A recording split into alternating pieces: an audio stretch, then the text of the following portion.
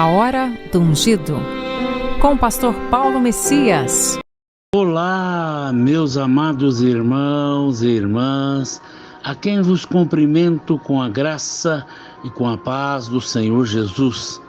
Eu sou o pastor Paulo Messias, da Igreja Videira de Canaã, Goiânia, Goiás, Brasil, para o mundo, chamado por Deus para pregar o Evangelho da graça, para curar os enfermos, para libertar os cativos.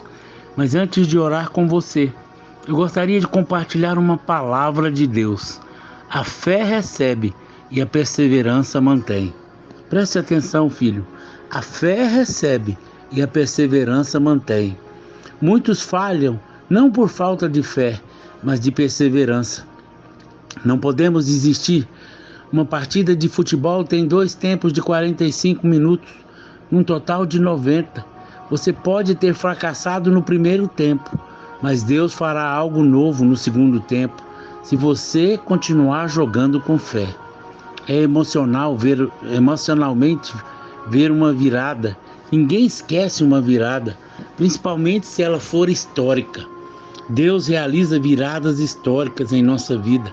Eu profetizo que Deus fará uma virada histórica na sua vida, de falta para a abundância, da enfermidade para a saúde, da inquietude e preocupações para a alegria. Declare que você não desistirá de obter as promessas de Deus. Você não abandonará os sonhos de fé. Quer aprender sobre a perseverança de Jó? Tiago capítulo 5, verso 11 diz assim: eis que temos por felizes os que perseveram firmes. Tendes ouvido da paciência, perseverança de Jó, e viste que o fim que o Senhor lhe deu, porque o Senhor é cheio de terna misericórdia e compassivo. Jó tinha um problema em seu coração. Ele confiava em sua justiça própria. A justiça própria é o que você considera para merecer a bênção de Deus. Vemos a justiça própria de Jó no capítulo 32, verso 1. Cessaram aqueles 3 homens de responder a Jó no tocante ao se ter por ele por justo aos seus próprios olhos.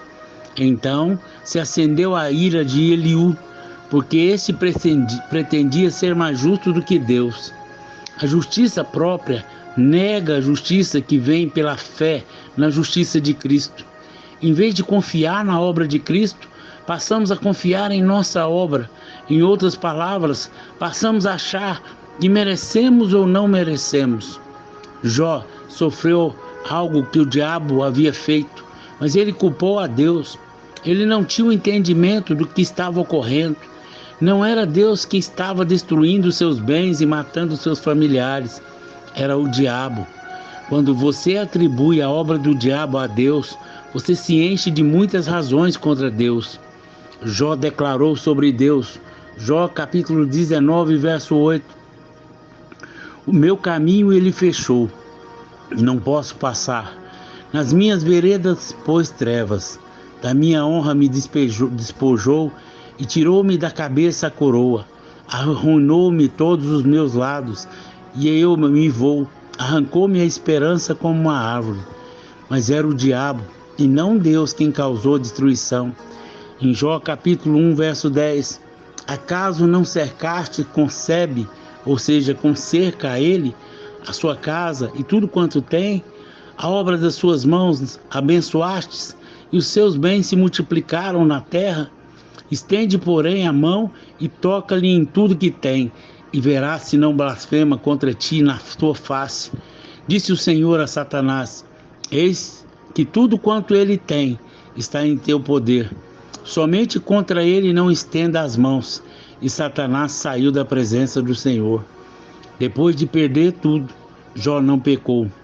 Isso é admirável. Porém, saiba que o pecado é diferente da justiça própria. Alguém pode ser santo em seu comportamento e ainda ter justiça própria em seu coração. A justiça própria é uma porta de entrada para o ataque do diabo. Deus fez uma virada histórica na vida de Jó, porque ele perseverou em esperar em Deus. Ele disse: ainda que ele me mate, nele esperarei. Jó capítulo 13, verso 15. Esperar em Deus é perseverar na fé. Você está cercado de bondade de Deus, no Salmo 103, verso 4. Não permita que a justiça própria entre na sua vida. Os conselheiros de Jó, quando estiver sofrendo, você ouvirá muitas vozes. Jó ouviu vozes de condenação que alimentavam a sua justiça própria. Jó se autoavaliava entre o que havia feito de certo e errado. Ele teve 4 conselheiros, 3 o condenaram e o último apontou Jesus, a graça de Deus. O primeiro foi Elifaz, que tentou explicar os acontecimentos na vida de Jó, através da experiência da vida. Ele disse em Jó capítulo 4, versos 7 e 8, lembra-te acaso, já apareceu algum inocente? E onde foram os retos destruídos? Segundo eu tenho visto, os que lavraram a iniquidade e semeiam o mal, isso eles cegam. Quando vivemos na base da nossa experiência, em algum momento ficaremos confusos, porque em algum momento algo que fizemos dará certo, em outro não. O que funcionou ontem pode não funcionar hoje. As experiências são boas, porém não operam o favor de Deus. Experiências de certo ou errado não devem ser a nossa base para discernir os acontecimentos. Se você se afirmar nelas, encherá seu coração de justiça própria. O segundo foi Bildade, que tentou explicar os acontecimentos de Jó através da tradição. Jó capítulo 8, verso 8. Pois eu te peço, pergunta agora às gerações passadas e atenta para a experiência dos seus pais. Porventura não te ensinaram os pais, não haverão de falar-te do próprio entendimento? Não proferiram essas palavras?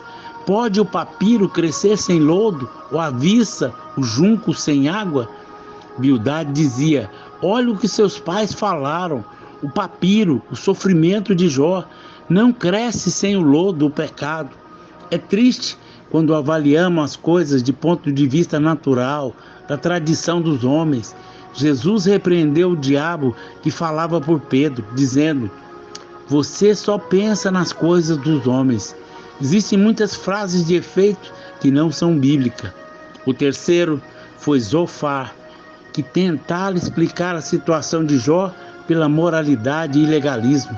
Ele disse em Jó capítulo 11, verso 14, se lançares para longe a iniquidade da tua mão e não permitires habitar a sua tenda a injustiça, então levantarás o rosto sem mácula, estarás seguro e não temerás. Para a maioria das pessoas, a explicação para os acontecimentos ruins é o pecado. É claro que o pecado sempre trará consequências ruins, mas nesse caso sabemos que era a justiça própria de Jó. Diante de Deus o pecado foi perdoado, mas a justiça própria nunca será. Como assim, amigo? O diabo pode tirar férias. Eliú, com amigos assim, o diabo pode tirar férias. Eliú, por fim, não tenta explicar a situação. Ele se indigna contra Jó, porque se acha justo aos seus próprios olhos. E se indigna contra os outros 3 amigos de Jó, porque falavam de coisas que não sabiam. Eliú representa a voz do Espírito Santo. Veja as palavras para Jó. Se ele houver como anjo intercessor, um dos milhares para declarar ao homem que lhe convém, então Deus terá misericórdia dele e dirá ao anjo, redime-o, para que não desça à cova. Achei resgate, sua carne se robusterá com o vigor da sua infância, e ele tornará os dias da sua juventude. Eliú apresenta o resgatador que é Cristo. Jesus nos resgatou de toda a maldição da lei. Jesus é o nosso intercessor diante do Pai. Temos o sumo sacerdote que nos representa e pelo sangue temos o perdão eterno. No final, Jó passou a contemplar o Senhor. Em Jó 42, verso 1 e 3, e não confiar em suas obras de justiça. Então Deus virou a situação de Jó, dando-lhe tudo em dobro. Jó capítulo 42, verso 1. Então a resposta ao Senhor, Jó disse, tu me perguntastes como eu me atrevi a pôr em dúvida a tua sabedoria. visto que sou tão ignorante e que falei de coisas que não compreendia, coisas que eram maravilhosas demais para mim e eu não podia entender. Antes eu te conhecia só de ouvir falar, mas agora vejo com meus próprios olhos. Quando Jó passou a ver o Senhor e não a justiça própria, a sua sorte foi mudada. Tudo mudou. Ele orou pelos seus amigos. Ele não justificou de mais nada. A palavra de Deus é linda. Deus deseja mostrar detalhes da sua bênção. Veja como a Bíblia descreve a bênção dobrada de Deus. Em Jó capítulo 1, antes da tribulação, possuía 7.000 ovelhas, 3.000 camelos, 500 juntas de boi, 500 jumentas. Era também muito numeroso o pessoal ao seu serviço, de maneira que este homem era o maior de todo o Oriente. Em Jó 42:12, depois de contemplar o Senhor, assim abençoou o Senhor, e o último estado de Jó, mais do que o primeiro, veio a ter 14.000 ovelhas, 6.000 camelos, 1.000 juntas de boi e 1.000 jumentas. Veja, Deus restituiu todos os bens em dobro, exceto a esposa, pois essa voltou arrependida. A bênção de Deus prosperará a sua vida materialmente, é um fato. A perseverança tem que ter ação completa. Romanos capítulo 5, verso 3. E não somente isso, mas também nos gloriamos nas próprias tribulações, sabendo que a tribulação produz perseverança. Tiago capítulo 1, verso 3 e 4. Sabendo que a aprovação da vossa fé, uma vez confirmada, produz perseverança. Ora, a perseverança deve ter ação completa, para que sejais perfeitos e íntegros, e nada deficientes. Deus permite as tribulações, a fim de que manifestemos Jesus em toda a sua vida. Em Romanos capítulo 8, verso 28 e 29, Paulo revela que Deus fará que todas as coisas cooperem para o seu bem, a fim de manifestarem mais Jesus. Atente-se para que o porquê do verso 29. No verso 28, e sabemos que todas as coisas contribuem juntamente para o bem daqueles que amam a Deus, daqueles que são chamados por seu decreto, porque os antes conheceu, também os predestinou para serem conforme a imagem do seu Filho, a fim de que ele seja o primogênito entre muitos irmãos. Tudo cooperará para que sejamos mais como Jesus. Agora, assim que manifestou mais Jesus em todas as coisas, nos serão dadas graciosamente nele. Romanos 8:32. Isso é a graça. A graça é Cristo. Precisamos nos libertar de toda justiça própria. Depois de fazermos tudo o que o mundo foi mandado, somos apenas servos inúteis, diz o Senhor. Que mérito temos? E em Cristo Jesus que reinamos em vida. A sua recompensa está chegando. Hebreus capítulo 10, verso 35. Não abandoneis, portanto, a vossa confiança. Ela tem grande galardão. Com efeito, tendes necessidade de perseverança, para que, havendo feito a vontade de Deus, alcanceis a promessa. Porque ainda dentro de pouco tempo, aquele que vem virá e não tardará. Todavia, o meu justo viverá pela fé, e se retroceder, nele não se compraz a minha alma. Muitos desistem no meio do caminho.